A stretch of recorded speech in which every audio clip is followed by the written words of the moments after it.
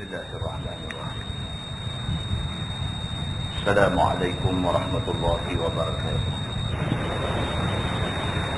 Alhamdulillah wa bihi nasta'in. Ashhadu an la ilaha illallah wahdahu la syarika lah. Wa ashhadu anna sayyidana Muhammadan abduhu wa rasuluh. Wa nusalli wa nusallim ala hadha an-nabiyil karim Sayyidil Mursalin wa ala alihi wa sahbihi ajma'in. Amma ba'd. Ayyuhal mu'minun ittaqullah. Usikum wa iyaya bitaqwallah. Faqad fazal muttaqun.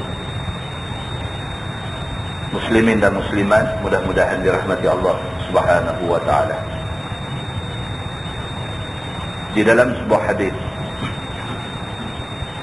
riwayat daripada Muaz bin Jabal radhiyallahu anhu, kata dia, qultu ya Rasulullah, akhbirni bi'amalin yudkhiluni al-jannah wa yuba'iduni minan nar. Qala laqad sa'alta 'an 'azim wa innahu la yasirun ala man yassarahu Allah ta'ala alayh. Ta'budullah la tushriku bihi syai'an wa tuqimus salah wa tu'ti zakah wa tasumu ramadan wa tahujjul bait man istata' أن استطعت إليه سبيلا. ثم قال ألا أدلك على أبواب الخير؟ الصوم جنة والصدقة تطفئ الخطيئة كما يطفئ الماء النار وصلاة الرجل من جوف الليل. ثم تلا تتجافى جنوبهم عن المضاجع يدعون ربهم خوفا وطمعا ومما رزقناهم ينفقون فلا تعلم نفس ما أخفي لهم من قرة أعين جزاء بما كانوا يعملون. ثم قال ألا أخبرك برأس الأمر وعموده وذروة سنامه؟ قلت بلى يا رسول الله. قال رأس الأمر الإسلام وعموده الصلاة وذروة سنامه الجهاد. ثم قال ألا أخبرك بملاك ذلك كله؟ قلت بلى يا رسول الله. فأخذ بلسانه قال كف عليك هذا. قلت يا رسول الله وإنا لمؤاخذون بما نتكلم به. فقال ثكلتك أمك. وهل يكب الناس في النار على وجوههم إلا حصائد ألسنتهم أو كما قال. Hadis sahih riwayat Imam At-Tirmidzi. Seorang sahabat Nabi nama dia Muaz bin Jabal radhiyallahu anhu menceritakan, kata Muaz, aku tanya Nabi, ya Rasulullah, tolong bagi tahu pada aku amalan apa yang perlu aku buat untuk nak membolehkan aku masuk syurga dan untuk nak menjauhkan aku daripada api neraka. Muaz, nama yang Kalau nak cerita pasal dia panjang cerita. Muaz pernah jumpa Nabi. Dia tanya Nabi soalan yang kita semua pun nak tahu apa jawapan dia. Muaz tanya Nabi, dia kata, ya Rasulullah, apa satu amalan yang kalau aku buat, aku dapat syurga dan aku terlepas daripada neraka? Nabi kata dekat dia, laqad sa'alta an 'azim. Wahai Muaz, kamu tanya satu benda yang sangat penting. Boleh terlepas daripada neraka ni penting. Boleh dapat jaminan masuk syurga ni penting. Kamu tanya macam mana nak lepas daripada neraka, macam mana nak masuk syurga. Laqad sa'alta an 'azim. Kamu sesungguhnya dah tanya satu benda yang cukup besar, yang cukup penting. Nabi kata, wa innahu la yasirun ala man yassarahu Allah Ta'ala alaih. Benda ni Nabi kata mudah bagi orang yang dimudahkan Allah. Tuan-tuan, nampak Nabi jawab. Nabi kata amalan yang nak bolehkan satu orang tu dapat syurga, amalan yang boleh nak melepaskan satu orang daripada masuk neraka, amalan ni mudah bagi orang yang dimudahkan oleh Allah. Maknanya tak semua orang boleh buat benda ni. Benda Nabi nak bagi tahu ni nampak mudah, tapi tak semua orang boleh buat. Orang yang boleh buat adalah orang yang diberi kemudahan oleh Allah Subhanahu Wa Taala untuk buat. Macam semayang. Macam semayang lah. Bagi orang yang Allah mudahkan dia untuk semayang, semayang tak susah. Tapi bagi setengah orang, nak semayang susah. Nak bakit semayang subuh susah. Nak pastikan dia boleh semayang fardu 5 waktu sehari susah. Bagi setengah orang senang, bagi setengah orang susah. Padahal benda nak buat sama. Maka orang yang mudah nak buat benda ni, Nabi kata adalah orang yang dimudahkan oleh Allah Subhanahu Wa Taala. Macam nak pergi Mekah juga. Ada orang Allah mudahkan dia, dia kira dia ingat apa pun nak pergi Mekah dulu. Tapi ada orang Allah tak mudahkan dia, dia duit dah cukup dah, semua syarat semua dah cukup dah, tak berasa nak pergi. Maknanya dia tak dimudahkan oleh Allah, maka dia rasa nak pergi buat haji ni susah sangat bagi dia. Bila Nabi SAW jawab macam tu, Muaz bin Jabal radhiyallahu anhu, dia berasa nak tahu sangat apa amalan ni. Yang Nabi kata amalan ni mudah kepada orang yang dimudahkan oleh Allah. Nabi kata yang pertama, ta'budullah wa la tusyriku bihi syai'ah. Nabi kata kalau nak masuk syurga, kalau tak mau masuk neraka, nombor satu sekali kamu sembah Allah. Jangan syirik Allah dengan satu benda pun. Itu syarat yang pertama. Nombor satu sekali kamu sembah Allah, tak ada benda lain. Dalam hidup kamu Allah aja yang ada. Kamu nak buat satu benda pun kerana Allah, kamu tak mau buat satu benda pun kerana Allah. Kalau kamu buat satu benda kerana lain daripada Allah, kamu sudah syirikkan Allah. Kalau kamu semayang ni kerana Allah dan kerana nak tunjuk ke orang, kamu syirikkan Allah. Kamu pergi ambil orang lain, pergi letak sekali dengan Allah, kamu syirikkan Allah dengan benda lain. Nombor satu, kalau nak masuk syurga, kalau tak mau masuk neraka, pastikan kamu buat apa pun kerana Allah.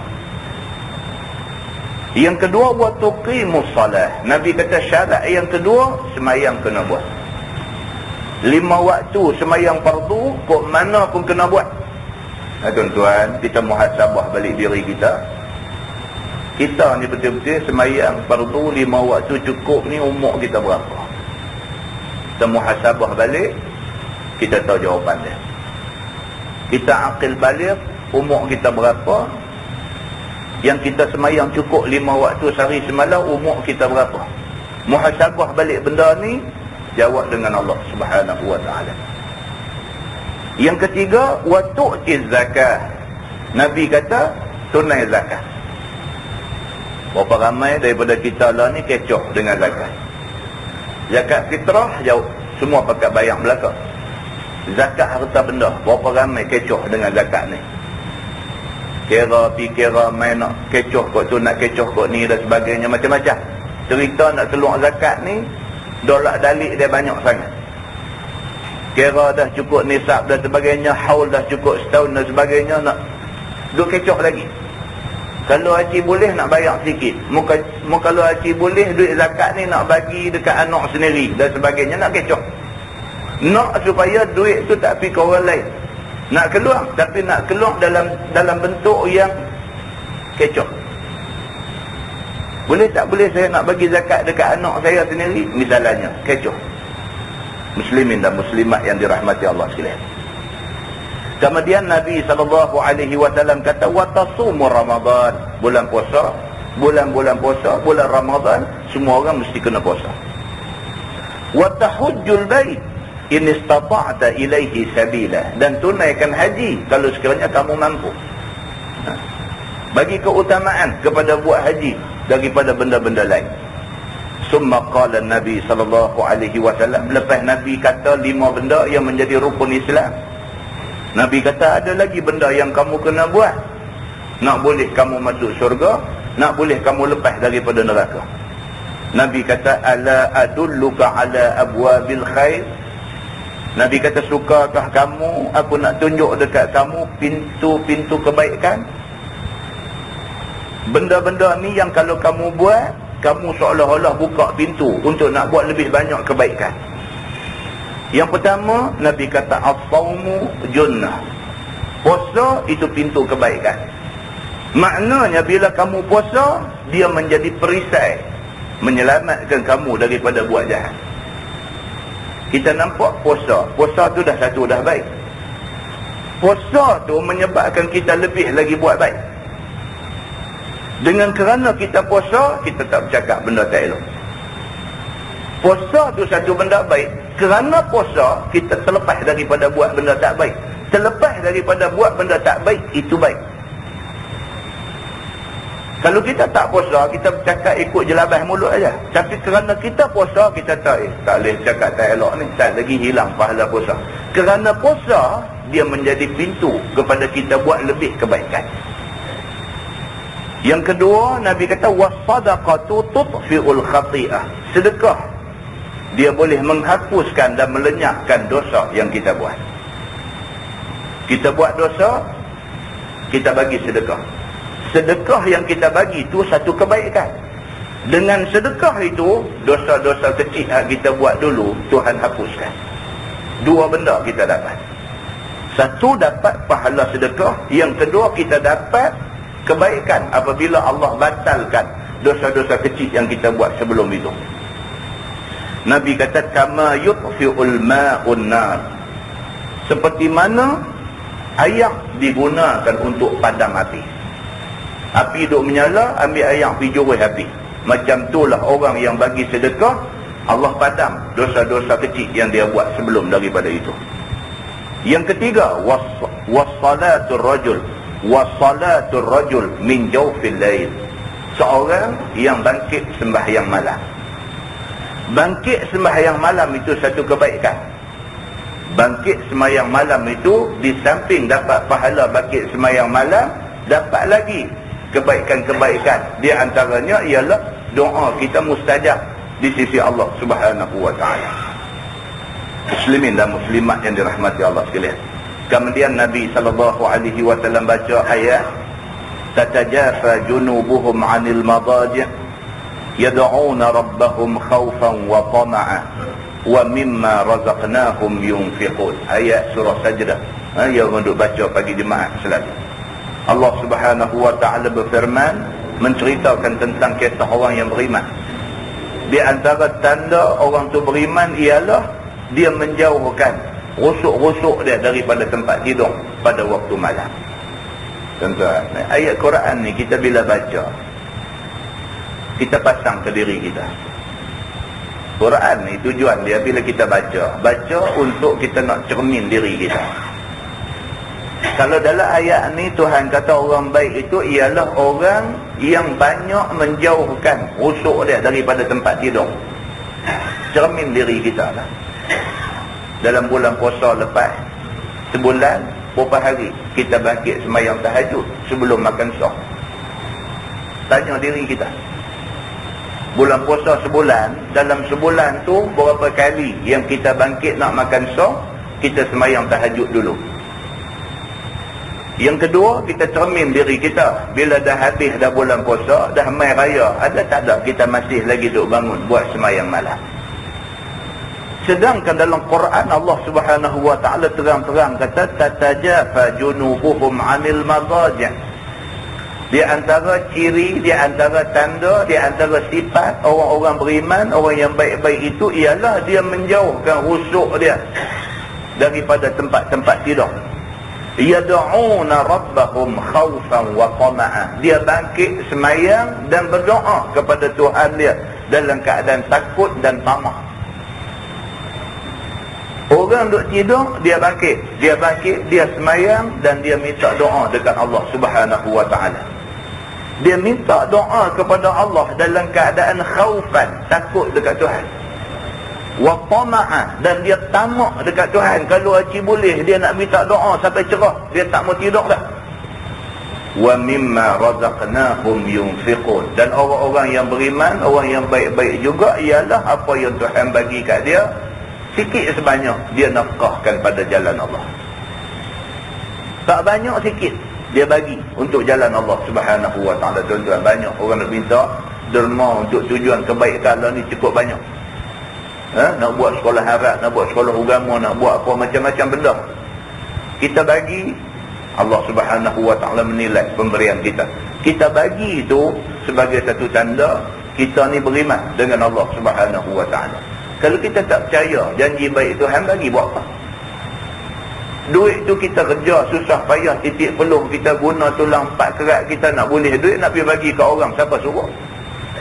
Kita kerja, kita susah payah, kita habis masa, tak ada masa dengan keluarga dan sebagainya, kerja cari duit nak pergi bagi ke orang saja-saja.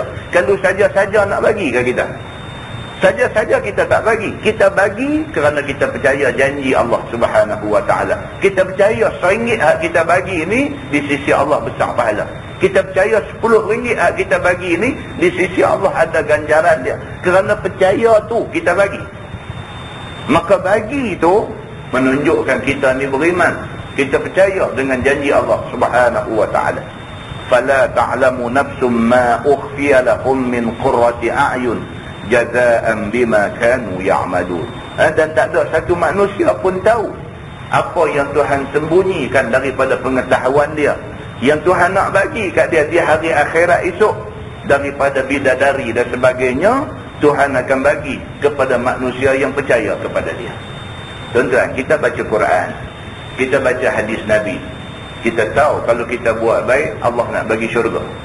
Kita baca Quran, kita baca hadis Nabi, kita tahu di antara janji Allah dalam syurga ni ada bidadari. Kita baca Quran, kita baca hadis Nabi, kita tahu banyak benda tentang syurga ni. Walau banyak mana ilmu kita tentang syurga, kita sebenar-benar tak tahu apa yang Tuhan nak bagi kat kita dalam syurga. Sebab benda yang ada dalam syurga ni, hati tak pernah teringat. Hak mana yang kita teringat kata ada dalam syurga tu bukan dia. Lebih pada tu Tuhan nak bagi. Maknanya ialah kita tak tahu apa Tuhan nak bagi kat kita dalam syurga. Hak kita duk bayang-bayang, hak kita duk angan-angankan, hak kita duk gambar-gambarkan, hak kita nak dapat dalam syurga tu, hak tu semua tak betul. Tuhan akan bagi lebih pada tu. Maka Allah sebut dalam ayat ni, fala ta'lamu nafsun. Tak ada satu jiwa, tak ada satu manusia yang tahu ma ukhfiya lahum min qurrati a'yun, apa yang Tuhan sembunyikan daripada dia tentang bidadari dan sebagainya. Manusia tak tahu apa betul-betul yang Tuhan nak anugerahkan dekat dia dalam syurga esok. Demikianlah janji Allah Subhanahu wa taala kepada manusia yang beriman, yang percaya kepada semua janji dia. Bila Nabi SAW baca ayat tu, habis Nabi kata, ala ukhbiruka bi ra'sil amri wa amudihi wa zirwati sanami. Nabi kata, wahai Muaz, kamu nak tak aku bagi tahu dekat kamu tentang pokok segala perkara. Kamu nak dah aku bagi tahu dekat kamu tentang tiang kepadanya. Kamu nak dah aku tahu bagi dekat kamu tentang puncak kepada segala-galanya. Nabi tanya dulu. Kamu nak tahu ke benda yang paling penting, benda yang core, benda yang paling utama dalam soalan yang kamu tanya tadi? Muaz kata, bala ya Rasulullah. Dah tentu ya Rasulullah, aku nak tahu. Aku nak syurga, aku tak mau masuk neraka. Aku nak tahu apa benda yang aku perlu buat untuk dapat syurga, apa benda yang aku perlu buat untuk lepas daripada neraka. Nabi kata, ra'sul amri al-Islam. Nabi kata, paling penting dalam banyak-banyak benda yang penting ialah kamu jadi orang Islam. Kamu pastikan kamu mati sebagai orang Islam. Hak tu paling penting. Tak usah bercakap hak banyak-banyak tadi ni tentang semayang, tentang zakat, tentang puasa, tentang haji, tak usah bercakap. Kalau sekiranya kamu tidak Islam, kamu buat benda tu semua tak ada guna. Syarat nombor 1, kamu Islam. Sampai mati, kamu orang Islam.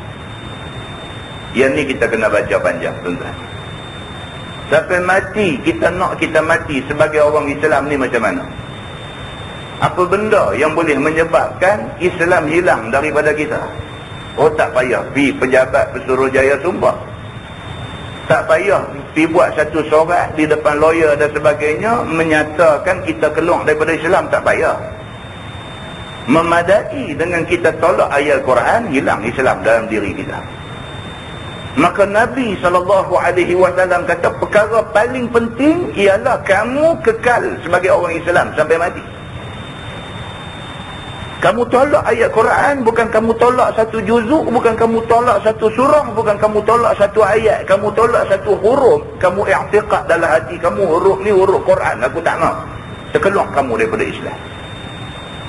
Kamu semayang sampai lebam dahi, kamu pergi Mekah sampai 7 kali, kamu buat keluar zakat sampai tinggal setengah harta kamu puasa bukan Ramadan saja, Isnin Khamis tak pernah kamu tinggal dan sebagainya, tiba-tiba ayat Quran kamu tolak, hilang Islam daripada diri kamu.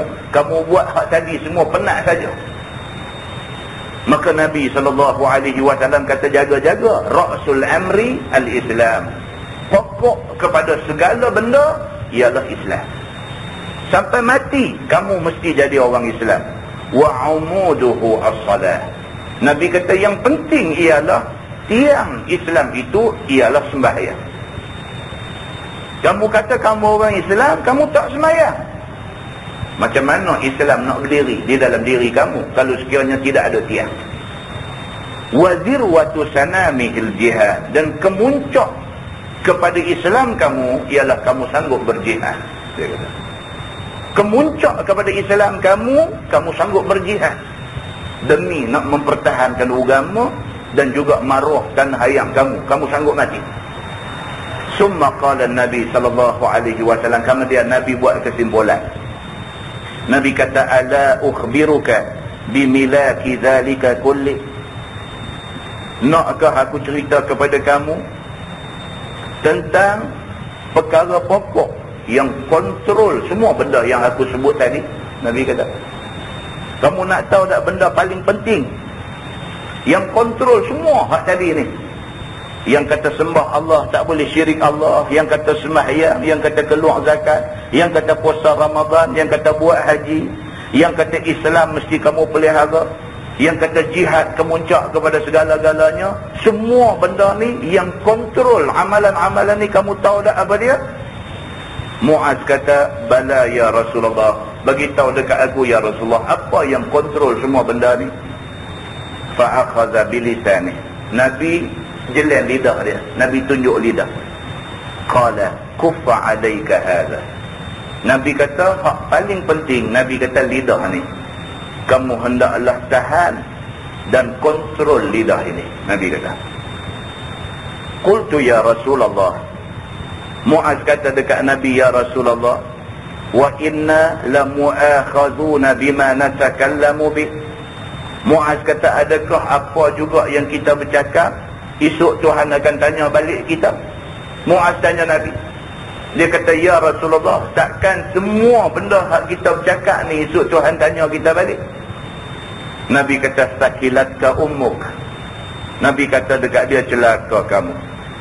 Wa hal yakubbun nas bin nar ala wujuhihim illa hasaidu alsinatihim. Nabi kata, Muaz, takkan hang lupa berapa banyak manusia di hari akhirat esok Tuhan suruh malaikat pergi tomuh muka dia masuk dalam neraka. Tuhan suruh malaikat pergi sembam muka dia masuk dalam neraka semata-mata kerana bencana lidah dia. Nabi kata, muslimin dan muslimat yang dirahmati Allah sekalian, semua kita bercakap tadi, lidah boleh jadi punca. Islam kita boleh bercerai daripada kita kerana lidah. Kerana lidah bila bercakap kata Quran tak sesuai, misalnya, kerana lidah Islam kita hilang. Kerana lidah segala pahala yang kita buat dihapuskan oleh Allah. Kerana lidah manusia yang kelihatan mata kasar buat baik, tiba-tiba di akhirat itu dijerumuskan mereka ke neraka. Maka Nabi SAW kata, jaga baik-baik. Yang kontrol seluruh anggota tubuh badan kamu ialah lidah kamu. Yang lidah ni dia akan bercakap benda yang terbit daripada hati manusia. Muslimin dan muslimat yang dirahmati Allah sekalian, kita ambil yang hebat. Benda ni kita selalu baca. Malam ni kita dengar cerita suruh jaga lidah ni kali yang ke berapa ribu lah. Ribu kali dengar pun lidah kita duk cakap macam tu juga. Dia tak boleh. Kita dengar-dengar kata Allah hadis ni lagi, lah suruh jaga lidah, lah suruh jaga lidah. Soalannya ialah, kita dah jaga dah kan lidah kita? Kita dah jaga dah kan lidah kita? Kalau sekiranya benda ni benda kecil, Allah tak akan sebut banyak kali benda ni dalam Quran. Tonton tengok ayat 12 surah Al-Hujurat. Tuhan kata, a'udzubillahi minasyaitanirrajim, wa la yaghtab ba'dukum ba'dha. Ayuhibbu ahadukum an ya'kula lahma akhihi maitan fakarihtumu wattaqullah innallaha tawwabur rahim. Sadaqallahul azim.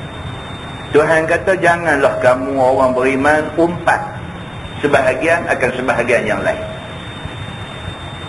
Tuhan kata, wala yaghtab ba'dukum ba'dha. Jangan sama-sama hampa orang Islam, hang maki aku maki hang. Jangan. Ayuhibbu ahadukum an ya'kula lahma akhihi maitan. Tuhan tanya dalam Quran, dalam surah Al-Hujurat, Tuhan kata, hampa sukakah kalau sekiranya hampa disuruh makan bangkai saudara hampa sendiri? Orang main habaq kat kita, kata ni kawan kita ni meninggal semalam pukul 10.30. Dengar-dengar lagu tu, pergi rumah dia, pergi duk gerik makan kaki dia, perut dia, tangan dia. Maukah kita pergi duk gerik makan badan kawan kita yang dah mati? Tuhan kata, fakarihtumu, maka sudah tentu kamu tak mau. Wattaqullah. Tuhan kata, kalau begitu takutlah kepada Allah. Innallaha tawwabur rahim. Tuhan Maha menerima taubat lagi Maha penyayang. Tuhan umpamakan orang yang duk maki kawan dia, yang duk cerca kawan dia, yang duk fitnah kawan dia, yang duk aibkan kawan dia, macam orang yang pergi makan bangkai kawan dia yang dah mati. Kalau hadis boleh kita cakap banyak, kita kata hadis sahih kan ni? Ini ayat Quran surah Al-Hujurat. Kalau kita tolak ni, makna kita tolak ayat Quran. Kalau kita tolak ayat Quran, hadis tadi kata hilang Islam kita. Kita tengok pula dalam surah Al-Isra ayat 36. Allah kata, a'udzubillahi minasyaitanirrajim, wa la taqfu ma laysa laka bihi ilmun. Inna sam'a wal basara wal fuada kullu ulaika kana anhu mas'ula. Sadaqallahul azim. Tuhan kata, jangan kamu turut benda yang kamu tak tahu. Tuhan kata dalam Quran, wala taqfu ma laysa laka bihi ilmun. Tak usah ikut benda hak tak tahu. Duk tengok pelik sikit nak pergi ikut. Jangan ikut benda kalau kamu tak tahu. Ambil tahu dulu, belajar dulu betul ke benda ni benda yang tak salah dari segi agama, baru ikut. Inna sam'a wal basara wal fuad. Sesungguhnya pendengaran kita, penglihatan kita dan hati kita, kullu ulaika kana anhu mas'ula. Tuhan kata semua tu Tuhan akan minta kita bertanggungjawab atas dia.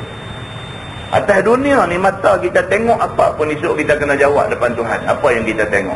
Benda baik kita tengok, tak apa. Benda tak elok kita tengok, Tuhan tanya kita, pasal apa hang biar mata hang tengok benda ni? Telinga kita dengar apa? Benda baik kalau kita dengar, tak apa. Kalau benda tak baik kita dengar, jawab depan Tuhan esok. Pasal apa hang pergi duk dengar benda tak betul ni? Hati kita duk ingat macam-macam dekat orang, dia ni leguni, dia ni leguni, buruk sangka, busuk perut dekat orang dan sebagainya. Esok Tuhan akan suruh kita bertanggungjawab. Pasal apa kita biar hati kita duk ingat tak elok ke orang? Itu surah Al-Isra ayat 36. Dalam ayat 18 surah Qaf, Allah berfirman, a'udzubillahi minasyaitanir rajim. Ma yalfidhu min qawlin illa ladaihi raqibun atid. Sadaqallahul azim.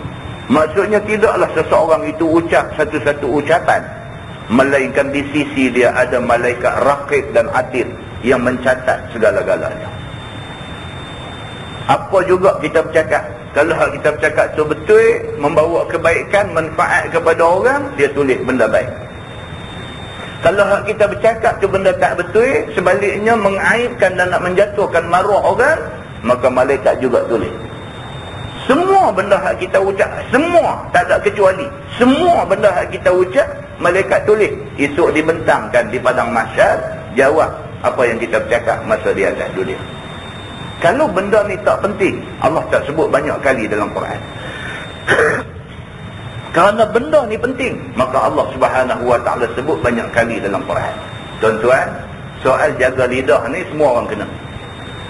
Orang alim pun lidah terbabas, ustaz-ustaz pun lidah terbabas, siapa pun lidah boleh terbabas.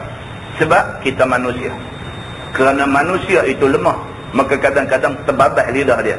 Keterbabasan itu kalau sekiranya dia sedar dan dia minta ampun kepada Allah dan minta maaf dekat orang yang jatuh maruah kerana dia, mudah-mudahan Allah ampunkan dia. Tapi kalau terbabas itu dibiarkan berlanjutan sampai dia mati, dia tanggung akibat dia di depan Allah Subhanahu Wa Taala. Mudah-mudahan mukadimah itu memberi manfaat kepada kita semua, insya-Allah. Kita menggunakan Bahrul Mazi jilid 16. Muka surat 81. Muka surat 81. Bab ma jaa anna ad-dunya sijnul mu'min wa jannatul kafir. Bab yang datang pada menyatakan hadis yang membicarakan bahawasanya dunia ini penjara orang mukmin, syurga orang kafir. Kita nak tengok satu hadis malam ni. Nabi SAW kata dunia ni, kita duduk lah ni dunia. Dunia ni Nabi kata sijnul mu'min. Bagi orang mukmin, bagi orang Islam, orang yang beriman, dunia ni ibarat penjara.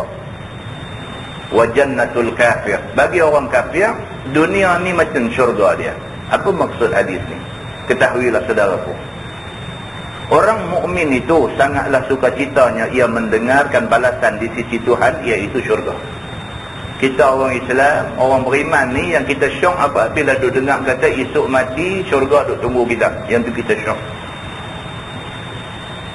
Maka berkehendak ia untuk mendapatkannya. Maka dengan kerana tu, kita ni teringin sangatlah muaci boleh nak masuk syurga besok ni.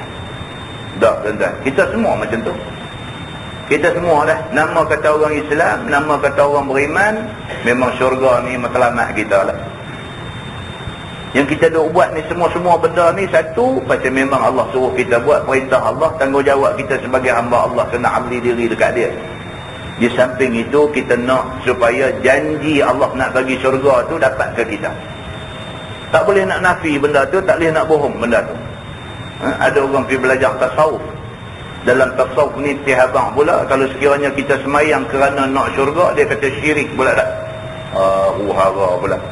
No, dalam Quran, dalam hadis duk sebut terang-terang kata janji kepada buat ni semua ialah syurga. Tuhan dah janji dah. Apa salah kalau kita mengharapkan benda yang Tuhan janji? Piduk habang pula kalau semayang kerana nak syurga jadi syirik. Tak. Memang Allah nak bagi kepada orang yang semayang, orang yang beribadat kepada dia, memang Allah nak bagi syurga. Tak salah kita mengharapkan benda yang Tuhan janji nak bagi. Begitu. Baik. Dia kata maka berkehendak ia untuk mendapatkan syurga itu. Tetapi tidaklah dia boleh mendapatkannya melainkan kerana kena mati dulu. Syurga ni tak boleh dapat melainkan mati baru boleh dapat syurga. Begitu. Syarat untuk nak dapat syurga ialah mesti kena mati dulu. Dan mati itu tidak dapat dengan kehendak sendiri. Mati pula dia kena tunggu ajal sampai baru mati. Tak boleh kita pergi buat dulu. Tak boleh. Kerana nak syurga, dicari pokok-pokok rembia apa agak, gantung tali, bunuh diri. Tak boleh. Mati tak boleh kita dapat dengan kehendak sendiri. Sebaliknya dia kata menanti masa kehendak Allah Subhanahu Wa Taala juga. Kena tunggu ajal juga. Begitu. Maka dengan kerana itu sudahlah jadi dunia ni penjara bagi orang mukmin. Itu satu tafsiran. Yang kata dunia ni penjara kita apa dia? Pasal kita duk nak syurga tapi kita tak boleh dapat syurga. Kita ibarat terpenjara di dunia, tak boleh nak pergi ke syurga. Itu tafsiran yang pertama, dia kata. Maka tiada dapat mencapai syurga melainkan apabila dimatikan oleh Tuhan. Dan orang kafir itu di sini syurga dia. Manakala orang kafir pula dunia ni syurga dia. Kerana dalam dunia ini ia, yakni kafir ni mendapat bersuka hati dan bersenang-senang diri daripada azab Allah Subhanahu Wa Taala. Orang kafir ni kira syurga lah. Pasal apa? Bila mati aja bermulalah cerita ngeri bagi dia. Orang kafir ni mati aja mulalah cerita tak elok dia. Nak mati tu dah mula dah, malaikat mai rentap nyawa keluar dah mula dah cerita-cerita tak elok dia. Dibawa pula ke lubang kubur tu pula menjadi satu kawah daripada api neraka. Ni semua cerita tak elok bagi dia. Maka dia duduk atas dunia ni, ini syurga dia. Pasal apa? Pasal dia tak kenal lagi neraka tu. Maka sini syurga dia. Begitu. Dan adapun dia di akhirat jadi tempat azab dan tempat deranya. Orang kafir kalau sekiranya dia mati kafir.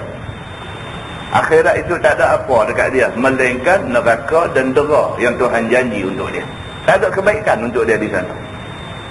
Maka itulah sebabnya dikatakan dunia ini syurga bagi dia.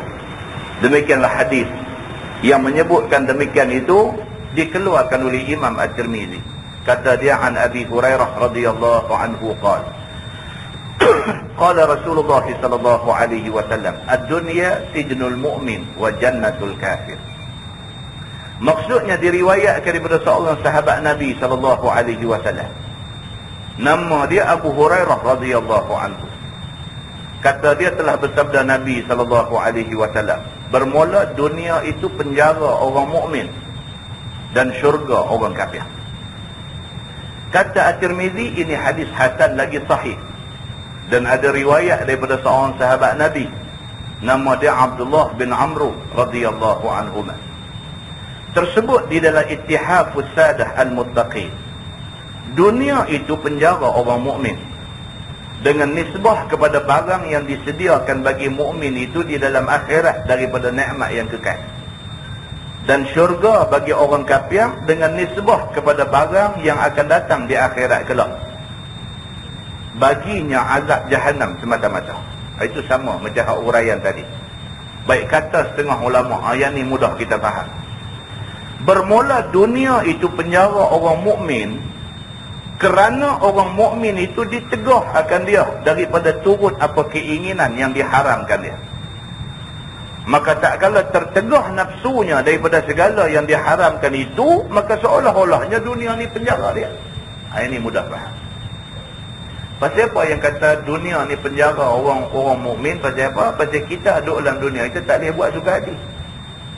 Orang yang tak boleh buat suka hati ibarat macam orang yang kena penjara. Orang kena penjara bukan boleh keluar pergi duduk. Tak boleh. Duduk dalam lokap. Teringin nak makan nasi kandang tak boleh pergi. Teringin nak keluar pergi shopping di supermarket pun tak boleh pergi. Kira kena duduk dalam lokap tu lah. Terpenjara. Sedangkan nak pergi makan air kacang, nak pergi makan mi bandung, itu adalah nikmat. Tapi kita tak boleh pergi nak buat benda yang membawa nikmat kat kita. Maka kita terpenjara. Orang mukmin, orang Islam yang beriman kepada Allah, masa duduk atas dunia ni banyak benda, kalau nak kira banyak benda teringin nak buat tapi tak boleh buat. Pasal apa? Pasal benda tu dilarang oleh Tuhan. Teringin, siapa tak teringin? Teringin, tengok semua benda kita teringin, tapi ada benda yang kita teringin kita tak boleh nak pergi buat pasal dilarang oleh Tuhan. Maka kerana larangan tu, kita ni ibarat macam duduk dalam penjara. Begitu. Manakala orang kafir tidak tertegah hawa nafsunya, orang kafir beraja di mata, bersultan di hati atas dunia ni. Maka orang kafir itu tidak tertegah hawa nafsunya. Jadilah dia seolah-olahnya dunia ini syurga dia. Mereka membujuk lalu melentang patah. Menyaga, buat cara ikut suka, rempuh, sunggin terbalik habis semua. Haram pun mereka buat, apa semua mereka buat. Oh, nak bagi besar menyaga, pergi buat loan, bank. Buat loan yang melibatkan interest riba. Bagi dia mana ada haram, mana ada apa. Dia nak besar menyaga, dia tak ada duit, dia pergi buat pinjaman riba. Dia buat menyaga, dia jadi lagi besar. Kita orang Islam nampak peluang nak buat menyaga lagi besar, nampak peluang tu, tapi capital tak ada, duit tak ada. Kita nak pergi buat pinjaman bank, kita duk rasa tak lagi kena riba. Kita tak buat pinjaman bank, kita boleh berkembang tapi lambat. Pasal apa? Nak tunggu capital, nak tunggu duit ada baru boleh kembang, Maka nak lawan dengan mereka tak boleh. Mereka tak ada benda haram, mereka semua benda boleh buat. Sedangkan kita nak buat, ada benda boleh, ada benda tak boleh. Kita ibarat orang yang terpenjara, mereka ibarat syurga dunia ni bagi mereka. Begitu. Dan kata setengah daripada arifin, dunia itu penjara orang mukmin. Jika ada berasa pada dirinya kesempitan, lalu menuntut dia akan lepas daripada dunia itu ke negeri akhirat. Macam orang mukmin, orang yang beriman kepada Allah. Bila dia kena kesempitan, kena ujian. Tuan-tuan bayangkan macam Saddam Hussein lah ni. Kalau kita tanya Saddam Hussein, apa yang dia nak lah ni? Agak-agak tuan-tuan apa dia nak? Nombor satu, kalau boleh jadi silap mata macam manakah, dia bebas daripada tahanan Amerika. Itu yang dia nak. Kalau benda tu mustahil bagi dia, mustahil dia nak boleh terlepas daripada tahanan pihak berkuasa Amerika ni, apa yang Saddam Hussein nak selain daripada tu? Dia nak biar dia mati tak apa. Daripada dia hidup dalam keadaan kena dera. Tuan-tuan tahu apa dia duk kena lah ni? Allah saja yang tahu. Apa dia kena lah ni? Setelah sekian lama Amerika dendam dekat dia, memusuhi dia, benci dekat dia. Kalau dapat dia nak cincang dia daripada ujung rambut sampai ujung kaki. Benci, dendam ni bukan daripada zaman Presiden Amerika lah ni, daripada zaman Pak Presiden lah ni jadi Presiden dulu. Dendam dekat Saddam Hussein ni pasal apa? Pasal dia berjaya memperdayakan bapa Presiden Amerika lah ni masa perang dengan dia dulu.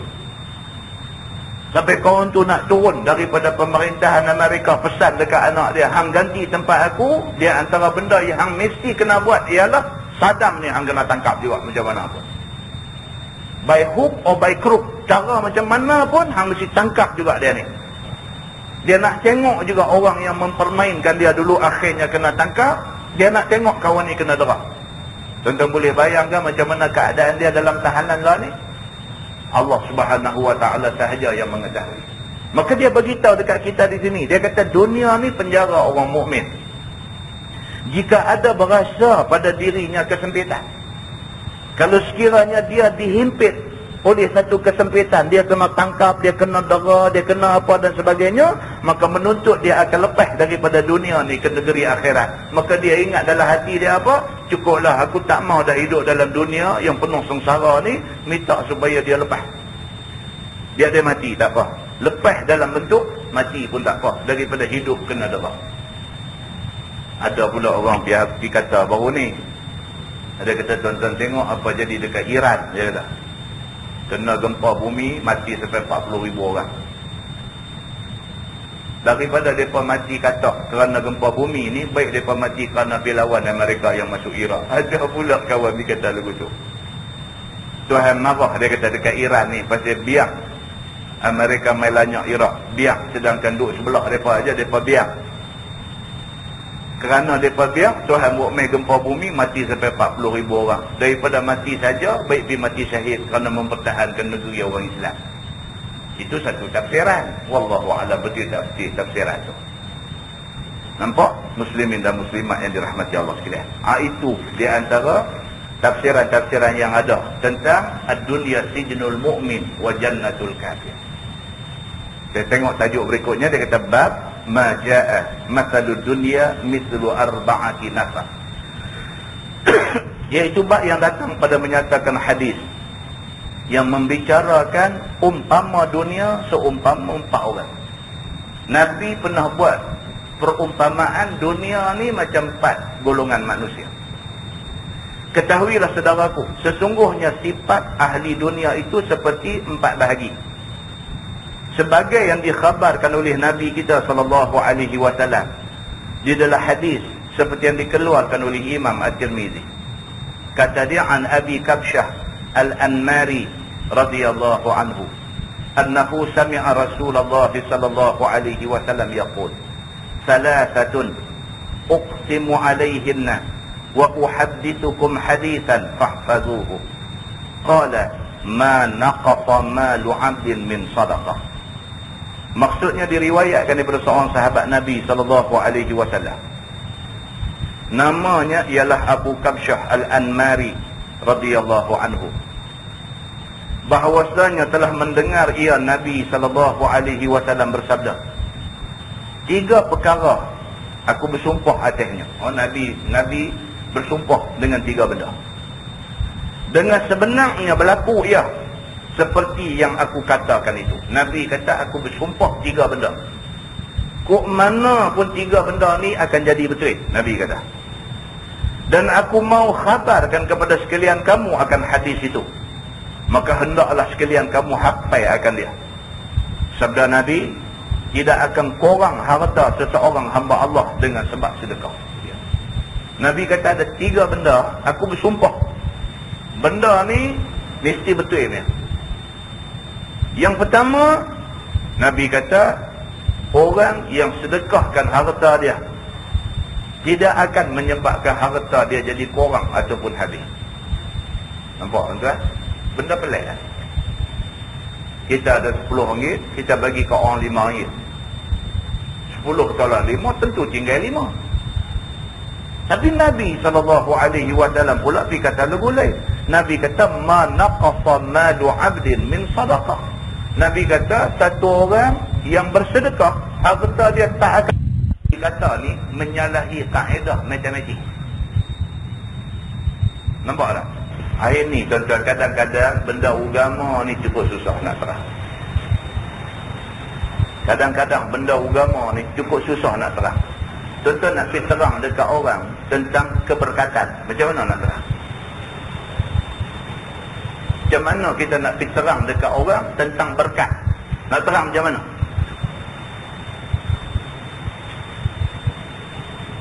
Tuan-tuan duduk di kedai makan, contoh. Tuan-tuan menjaga kedai makan. Kedai makan tuan-tuan duduk buat mi, duduk buat kuih tiaw, tokua semua duduk ambil hak Cina buatnya.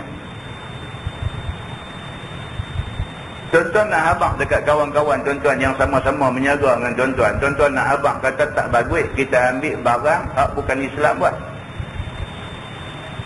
Baik kita ambil hak orang Islam buat. Tuan-tuan habaq dekat kawan-kawan. Kawan-kawan kata tak apa.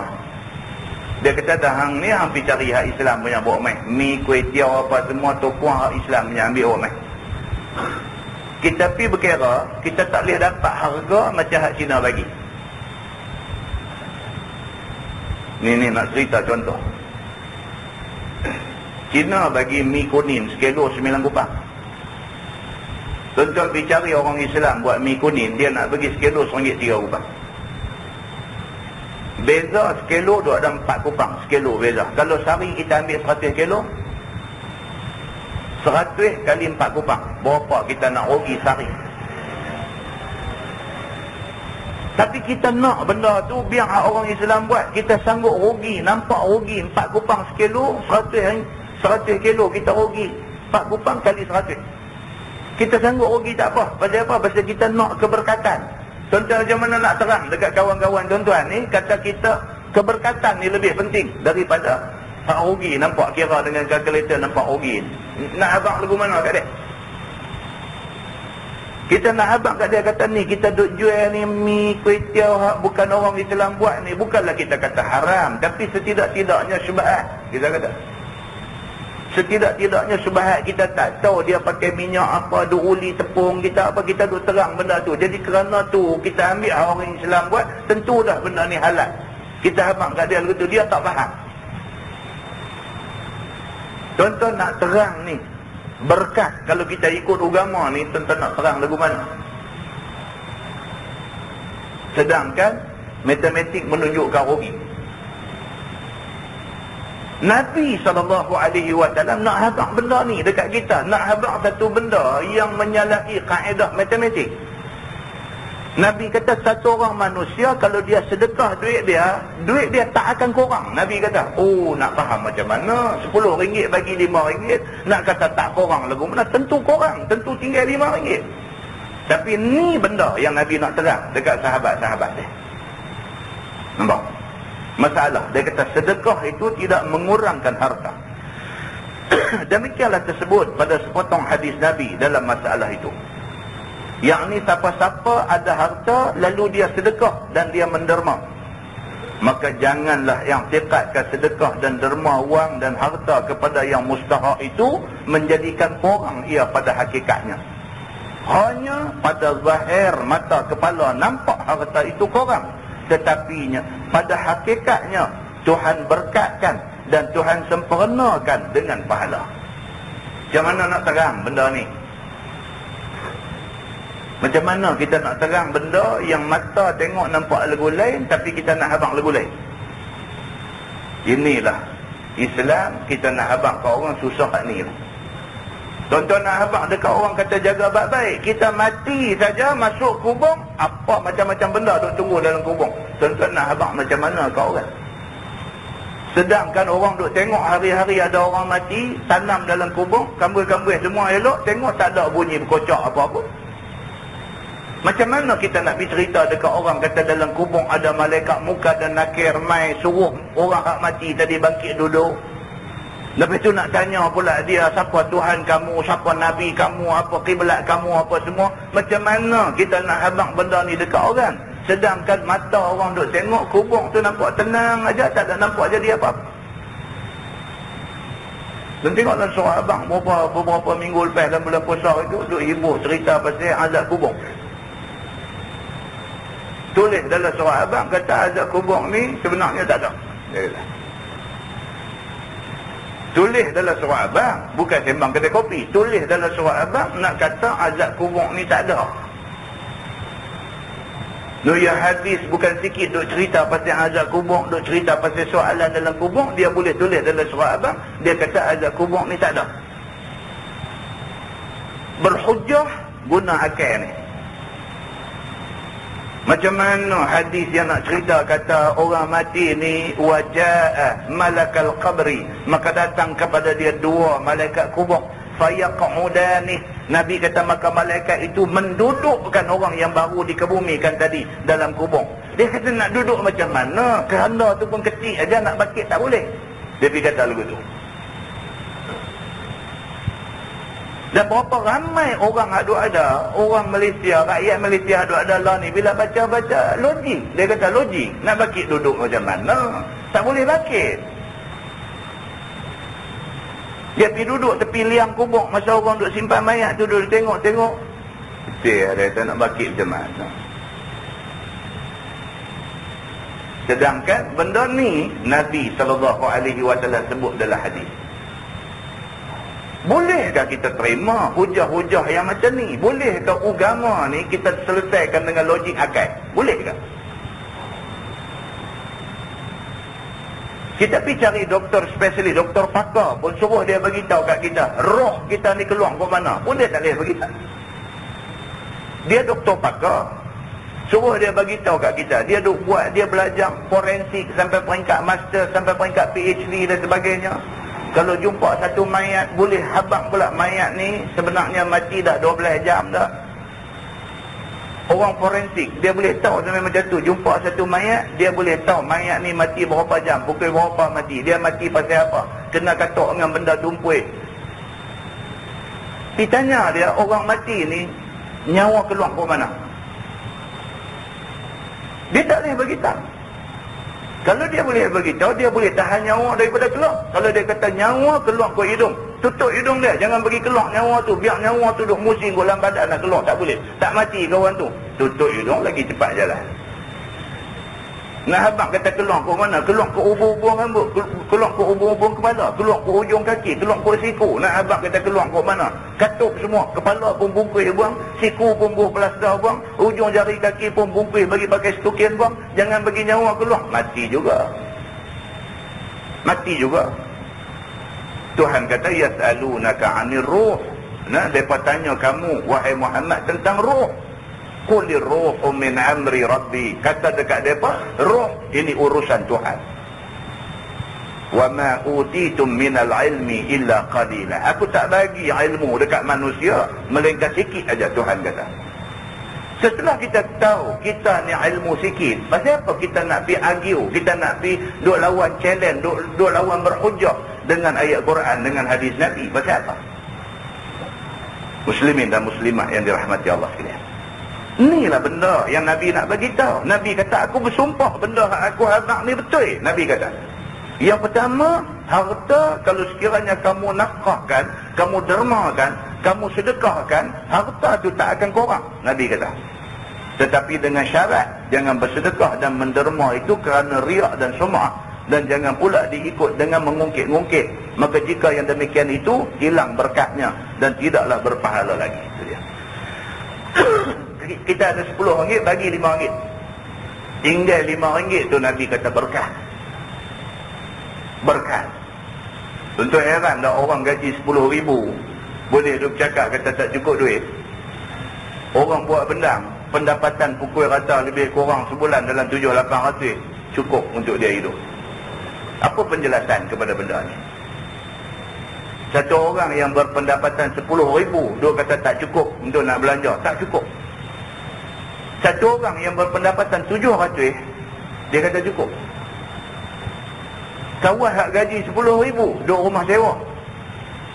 Kawan hak berpendapatan 700 rumah sendiri, ada pula tanah sikit sebanyak buat bercucuk tanam sayur dan sebagainya, padahal 700 sebulan. Keberkatan satu benda yang sukar untuk kita nak terang. Baik. Dia kata, dan maka syaratnya janganlah kita hilangkan keberkatan itu dengan benda-benda yang disebutkan tadi. Sabda Nabi SAW lagi, wala zulima 'abdun mazlamatan fasabara 'alaiha illa zadaqullahu 'izzah. Dan tiada kena zalim seorang hamba Allah akan satu kezaliman, lalu sabar dia atasnya, melainkan ditambah Allah akan dia akan kemuliaan.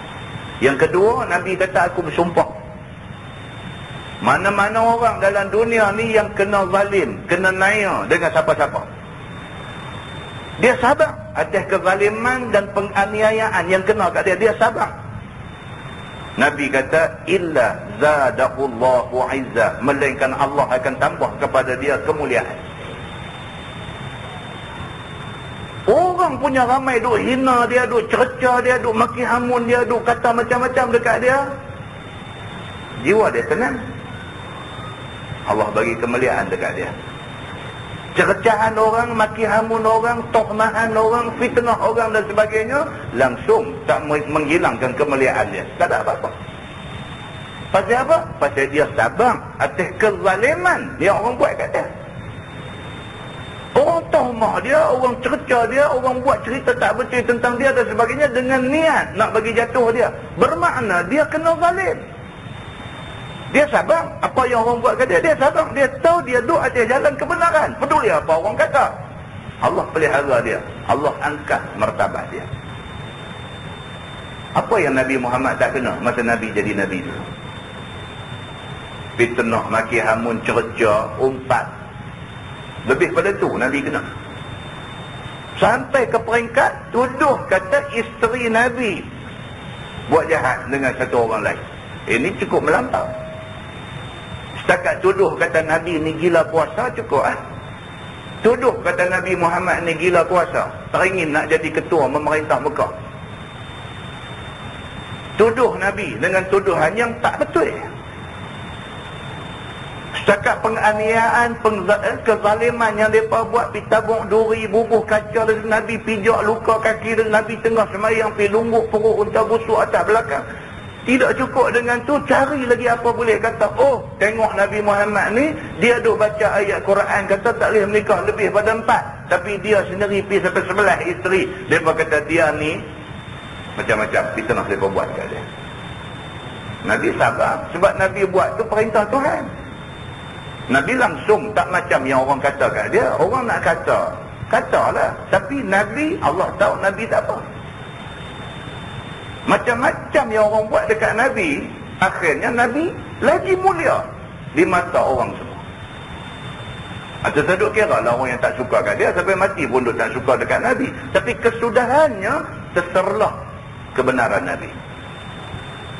Muslimin dan muslimat yang dirahmati Allah sekalian. Masalah, dia kata sabar kepada zalim orang, maka bertambah kemuliaan. Sesungguhnya dengan sepotong hadis dalam masalah itu menunjukkan dan mengajarkan seseorang itu, biarlah sabar atas apa kezaliman orang. Seperti kalau orang binasakan harta kamu, maka janganlah ambil marah sampai mau berpukul, berbedal dan sebagainya. Sabar, saya kata. Orang buat nanya kita, harta benda kita, misalnya orang buat nanya macam-macam. Orang buat nanya ni macam-macam, tuan-tuan. Ada jahat lah ni saja, dia pergi rumah kita, dia buka pancung ayam, biar bagi ayam keluar. Saja nak buat bagi sakit hati, tak tahu apa nak buat, pergi buka pancung ayam. Pagi esok tu dia jadi banjir habis dalam rumah kita. Rupanya pancung ayam ada jual buka bunga, ada kawan main buka, misalnya. Orang buat zalim kat kita, tak apa, sabar. Tak payah duduk tunjuk tuduh orang tu orang ni buat tu, tak payah. Kita anggap kata mungkin siapa-siapa kita ke anak kita kata lupa tutup kok pahit ni, sudah kita. Kalau betul pun orang buat zalim kat kita, tak lah. Nak pergi ke mana? Dunia ni satu hari dia mati. Dunia ni satu hari kiamat. Esok dia bangkit di akhirat. Kalau betul dia buat nanya kita, dia jawab lepas tu hari esok. Tak payah bila sakit kepala nak tidur tak boleh, nak tuduh orang tu orang ni dan sebagainya, tak payah. Kalau kita percaya kata Tuhan ada, tak payah kita duk sakit kepala ke orang ni. Kita percaya Tuhan ada, kita tahu kita betul, padan dengan Tuhan aja, balik kat dia esok. Begitu aja. Dia kata maka jangan ambil marah sampai mau pukul bedai dan sebagainya. Patut bagi maaf kepada yang mengaku dirinya salah ataupun tiada mengaku, maafkan juga, tak apa. Kalau lepas tu ada satu orang main, dia kata minta maaf lah, sebenarnya itu aku yang tak apa lah, kata tak apa. Allah biasalah buat silap, saya pun biasa buat silap juga, kata tak apa, habis itu. Dia main mengaku, dia kata saya minta maaf lah, itu saya lugu-lugu, tak apa, kata tak apa. Saya pun biasa juga buat salah yang sama, tak apa. Begitu aja. Kalau dia tak main jumpa, tahan tengkuk dia mengaku kata saya di antara orang, tak apa. Kita awal-awal kata siapa pun juga yang ada terlibat dengan kita, buat dosa kat kita dan sebagainya, kita isytiharkan, kita maaf semua orang sekali. Lagi baik untuk kita. Tapi bolehkah nak buat macam tu, tuan-tuan? Bolehkah kita nak buat macam tu? Kalau kita kata siapa juga yang ada terlibat di dalam menjatuhkan kita, marah kita dan sebagainya, saya tuntut dia di hari akhirat itu, ataupun kita macam tu. Kalau kita tuntut, itu hak kita. Tapi kerana tuntutan kita, kita pun lambat di padang mahsyar itu. Pasal perbicaraan, kita kena ada. Kita nak tuntut dia, kita nak dakwa dia, kita kena ada di padang mahsyar. Maka kerana tu, kita pun stranded juga, terperangkap juga, tertahan juga di padang mahsyar. Tak boleh ke syurga Allah Subhanahu wa ta'ala. Maka kerana tu Islam kata apa? Bagi maaf orang senang. Dia tuntut apa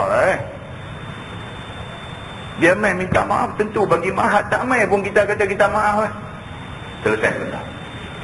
Begitu. Baik, dia kata dan jangan taruh dendam di dalam hati. Tak sah taruh dendam dekat orang. Tuan ni hak agama suruh ni benda susah nak buat. Tak usah taruh dendam. Kita tahu dia punya cerca kita macam-macam. Kita tahu. Bukti pun ada orang mai bagi dengar. Ni dia kata. Kira. Dia ambillah. Kalau dia taruh dendam, kita pun tidak nak. Maka Islam kata, bab ni semua buang daripada hati kita.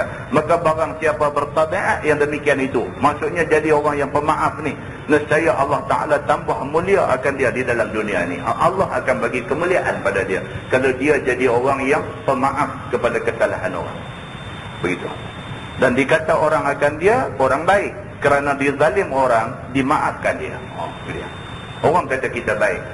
Kata dia ni, dia boleh bagi maaf dekat kawan tu apa yang kawan tu tak buat kat dia dulu. Dia bagi maaf. Orang kata bagus dia ni. Dia pun kata raja manusia. Dia pun kata begitu. Dan tiada ambil peduli akan kesalahannya. Kita tak kata salah ni hang bukan orang, ramai orang buat salah. Kita kata tak ada apa-apa. Maka sabda Nabi SAW lagi, wala fataha an babi mas'alatin illa fatahallahu alaihi baba faqrin atau kalimatan nahwaha. Dan tidak membuka seseorang daripada pintu meminta-minta, melainkan dibuka Allah atasnya satu pintu kefakiran ataupun kalimah seumpamanya. Itu dia. Yang ketiga, Nabi SAW bersumpah. Nabi kata siapa yang suka hidup meminta-minta dekat orang, Allah akan buka pintu kefakiran pada dia. Dia ajak diri pergi minta ke orang. Mai ceritai saya ni, ada rumah saya ni kosong. Saya ni segan lah, tapi saya pun tak ada orang lain dah nak pergi. Dia duduk main buah ni. Saya ni pun jadi lagu ni pasal kabut. Kan, dia duduk main lagu tu. Ustaz, saya ni pergi berhenti kerja ni pasal ustaz. Kita pula jadi pasal. Dia nak pasal apa pula? Taklah pasal ustaz duk abang kata ni duk kerja tempat-tempat apa nama ni riba apa berdosa ni, saya pun berasa tak syok. Saya pun berhenti. Saya berhenti kerana ustaz. Allah.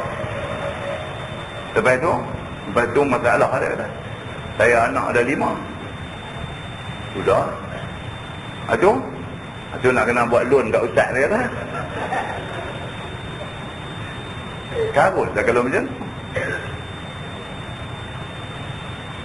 Banyak dah macam ni. Tu nak kena buat loan, dia kata ni. Baita berapa bulan tak bayar, rumah berapa bulan tak bayar. Ni sekolah nak buka, anak nak masuk mengaji, yuran nak bayar pun tak ada. Dia rumah ni, ustaz punya pasal dia kata. Kita baca kitab, kita abang betul punya. Kan apa benda yang haram, apa benda yang apa-apa semua, dia kata kita suruh dia mengkir dia. Dan masalah 1001 dia ada dalam dunia ni. 1001 masalah dia ada. Muslimin dan muslimat yang dirahmati Allah sekalian. Dia kata di sini Nabi SAW sebut wala fataha an babi mas'alah illa fatahallahu alaihi baba faqri. Jangan kita cuba buka pintu nak pergi meminta-minta dekat orang.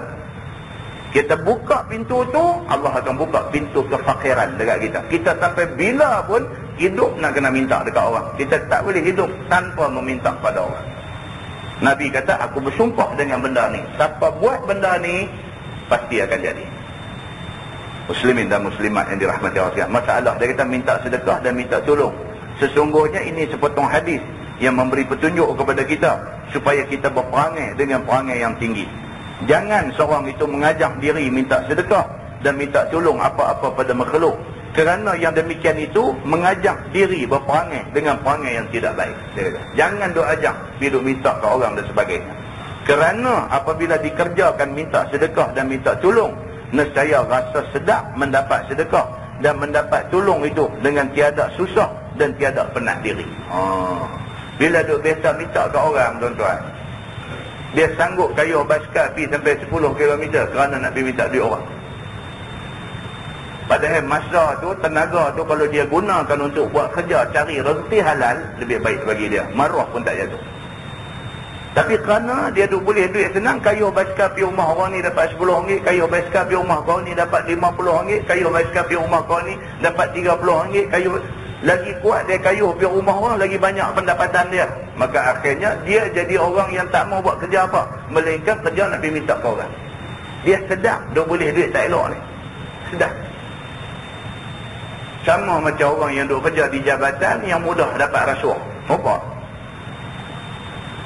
Senang punya kerja ya. Pergi cari duit tepi jalan, cari duit dalam kedai, cari sana gagal 50, sini gagal 100, sana sehari boleh buat sampai 2-3 ribu sehari. Apa dia nak fikir pasal insaf? Dia nak fikir pasal nak bertaubat. Ni kerja hak dia duk buat ni, dia duk boleh duit buta ni, dia nak fikir pasal insaf, pasal bertaubat. Sampai bila pun dia tak boleh berhenti daripada buat benda salah. Muslimin dan muslimat yang dirahmati Allah sekalian. Dia kata dengan kerana itu, maka sudahlah nafsu itu cenderung kepada meminta sedekah tiap-tiap masa. Bangkit tidur, fikir hari ni nak pergi minta kat siapa. Bangkit tidur, fikir hari ni nak pergi rumah siapa. Bangkit tidur, ini yang dia duk fikir hari-hari. Maka apabila diturut seperti kehendak nafsu yang demikian itu, maka tetaplah Allah Ta'ala jadikan seorang yang demikian di dalam sentiasa berhajat apa yang di dalam tangan orang. Dia duk nak orang punya. Hari ni nak pergi rumah Tok Imam, esok nak pergi rumah Tok Bilal, lusa nak pergi rumah cikgu. Tolak dia duk datang rumah. Hak dalam tangan orang tu hak dia nak, dan berhajat kepada tolong, sehingga jikalau kaya sekalipun masih nak duit orang lagi. Tu dia. Dah kaya dah pun nak makan lagi duit-duit yang tak elok ni.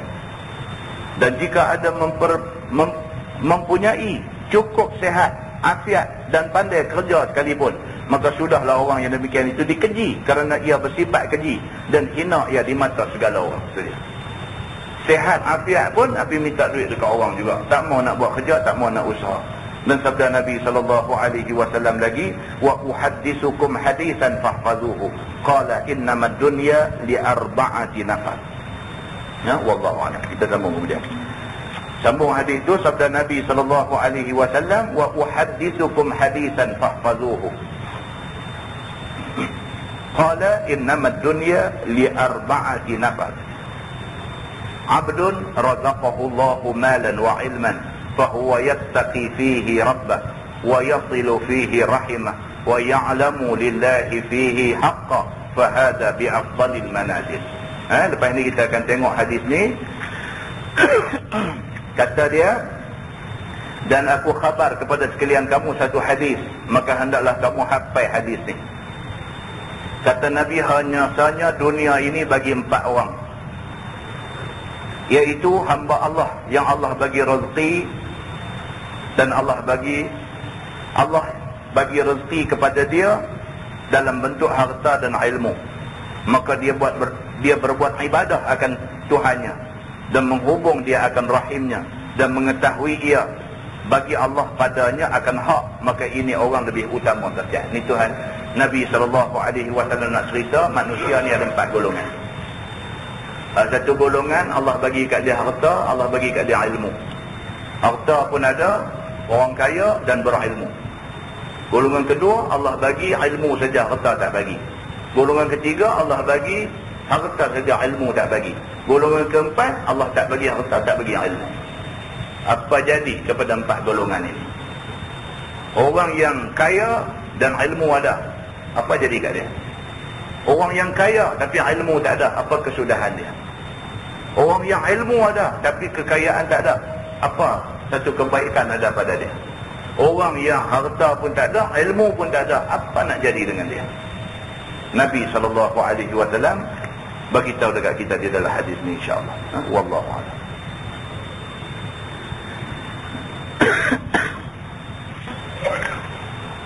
Kita ada banyak lagi tajuk-tajuk yang baik-baik dalam kitab ni. Lepas ni kita akan masuk fil hammi fid dunya wa hubbiha. Itu hadis yang menceritakan tentang bimbang dengan dunia dan terlampau kasih kepada dunia. Dia akan bawa mai dekat kita cerita sahabat Nabi pun kaya. Ramai sahabat Nabi yang kaya. Adakah kekayaan itu bermakna sahabat-sahabat menjadi hamba dunia? Begitu. Dan lepas itu dia akan masuk tajuk fi tulil umur lil mu'min. Itu hadis yang membicarakan panjang umur bagi orang mukmin. Apakah maksud panjang umur dalam agama? Adakah maksudnya orang tu umur sampai 100 maka dia dianggap panjang umur? Ataupun macam mana agama kata orang yang panjang umur ni? Kemudian dia main satu tajuk umur umat Nabi Muhammad ma baina 60 wa 70, di antara 60 dan 70. Umat Nabi Muhammad umur di antara 60 wa 70, antara 60 70. Nabi pun wafat umur 63. Sahabat-sahabat Nabi pun lebih kurang umur yang sama. Adakah orang yang terlepas daripada 70 tak dianggap umat Nabi? Ini tidak faham macam tu pula, kan? Macam mana? Kemudian dia akan main hadis tentang taqarrubi zaman, cerita tentang masa menjadi singkat. InsyaAllah tajuk-tajuk ni adalah tajuk-tajuk yang berkaitan dengan akhir zaman. Mudah-mudahan Allah bagi dekat kita kesempatan untuk belajar hadis-hadis Nabi. Wallahu a'lam. Yang baik itu daripada Allah, yang tak baik silap saya. Saya tangguh dengan tasbih kafarah dan suratul Asr.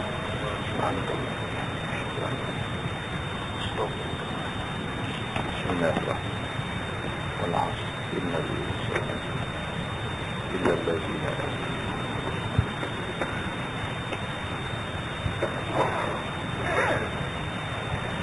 اللهم صل على محمد في الأولين والآخرين وسلم رضي الله تبارك وتعالى عن ساداتنا أصحاب سيدنا رسول الله أجمعين. بسم الله الرحمن الرحيم. الحمد لله رب العالمين حمدا يوافي نعمه ويكافئ مزيده. يا ربنا لك الحمد كما ينبغي لجلال وجهك الكريم وعظيم سلطانك. رضينا بالله ربا وبالإسلام دينا وبمحمد نبيا ورسولا.